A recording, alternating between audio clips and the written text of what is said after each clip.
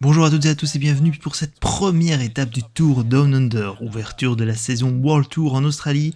Cette première étape entre Prospect et Gumeracha, 150,7 km qui seront surtout dédiés aux sprinters. Sans surprise, le soleil est là pour accompagner le peloton de 20 équipes et 138 coureurs. Au programme aujourd'hui, 3 côtes et 2 sprints intermédiaires, mais le profil vallonné ne sera pas assez difficile pour éliminer les plus rapides.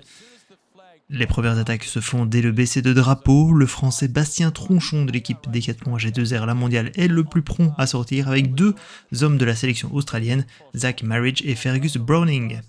Browning, justement vainqueur d'une étape du Tour de l'Ain et champion d'Australie espoir l'an dernier, confirme son envie d'apprendre. Le coureur de 21 ans passe en tête de la première côte du jour à Kangaroo Creek.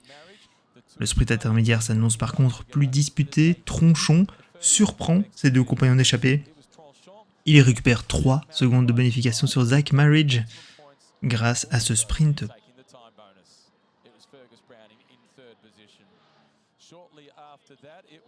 Le trio va prendre jusqu'à 5 minutes d'avance sur le peloton, mais cela ne va pas durer longtemps. Tronchon décide de laisser filer l'échappée vu la chaleur et le sprint attendu.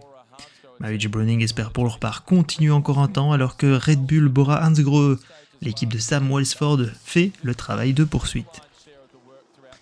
Browning continue pour sa part d'accumuler les points au classement de la montagne à Berry Hill, alors que le rythme reste particulièrement élevé à l'arrière dans le peloton, où on se prépare, comme on l'a dit, pour un emballage massif.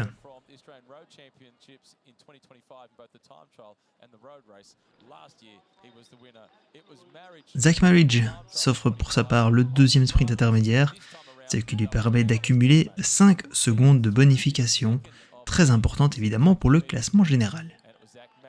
Et Browning prend pour sa part les points du troisième Grand Prix de la montagne. À nouveau à Berry Hill, il récupère ainsi le maillot bleu de meilleur grimpeur, le premier de ce Tour Down Under. Le duo voit le peloton rapidement revenir et le groupement s'opère à un peu plus de 20 km de l'arrivée.